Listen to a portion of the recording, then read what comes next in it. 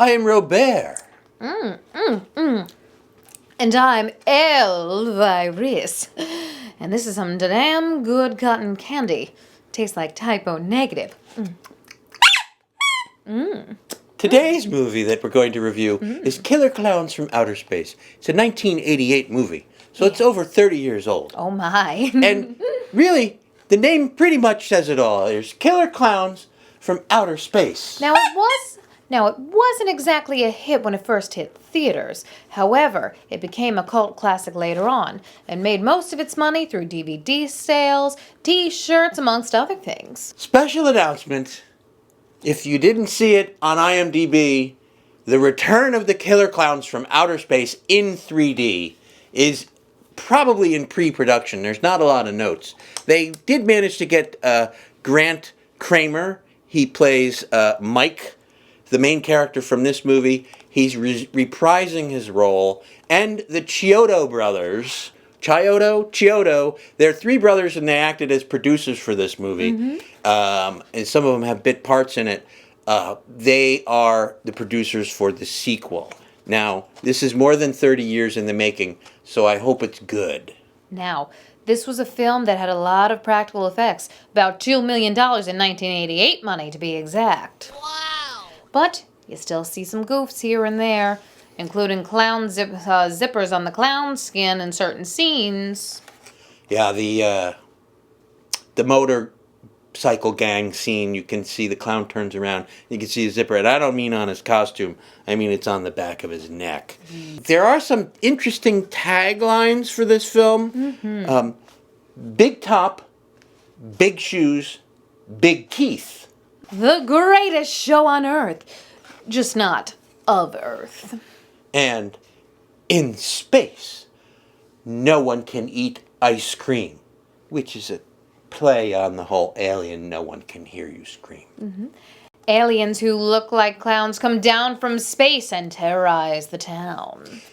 This movie had a lot in common with The Blob, which both start with sort of a shooting star. Now the girl, do you recognize the girl from any other films? Actually, yes, I do. You might know her from Weird Science. Suzanne Snyder, that's her name. She does a really good job.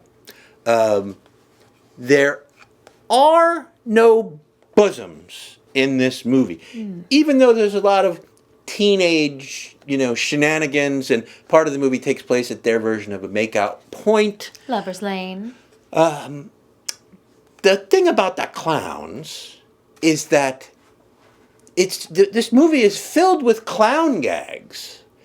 Anything that a clown does at a circus is fair game, except in this movie, it usually winds up killing people. Yes, like pies to the face, have a bit of acidic properties that'll eat your skin alive. And clearly the clowns are harvesting humans for something. This movie has a very high body count. Yes. There's a scene where they have all the cotton candy things stored in the spaceship, and I froze it, and I counted real quick. I counted 73 cotton candies. That means at least 73 people from this town were snatched up by the clowns.